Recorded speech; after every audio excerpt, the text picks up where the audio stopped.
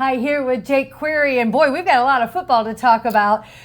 Let's just start with the Colts. Phillip Rivers crying at the press conference afterwards. I mean, that got my attention. But it's pretty impressive what he was able to do. The problem is they had to kind of vanilla things down, I thought. And eventually Seattle figured out he could not throw the long ball, so they were able to defensively to come up. And it just made it so that the Colts had to be very limited in what they could do offensively. And in the end, that's what did them in. He's going to start again against San Francisco. And now it becomes a question of how much will the 49ers tap into what Seattle was able to kind of figure out as to what his limitation is. But at 44 years old, to go out there and do what he did, I mean, come on. Well, and to see his high school players. I can't tie my shoes without my back hurting, right?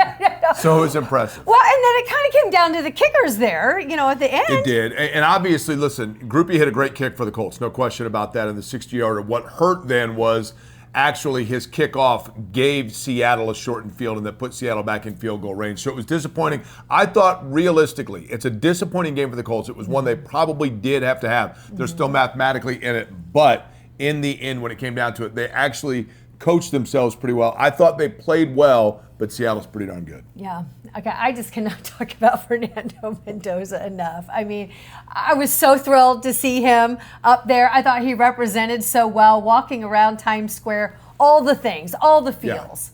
Well, certainly he represented Indiana University well, and a guy that was a transfer from Cal, but to win the Heisman for the first time, congratulations to him. He handled it so perfectly, and I thought, Anne-Marie, he carried the spirit of this Curt Cignetti Indiana story, right? And the fact that kind of an underdog story, it's not where you begin or what's said about you then, but where you finish. And he's had an unbelievable year. He knows there's still work left to do, but I think Indiana, not just the school, but the state should be very proud of the way he represented on the biggest stage. Well, walking in with his brothers, thanking his grandparents in Spanish. I mean, he's got a little brother, right? Little Max. He has a backup quarterback, right? Yes. And people watching it had to be thinking like, oh my gosh, it's like 15 more years of it now. We got another one. There's a third one coming down the pike, and we'll see if he goes to IU.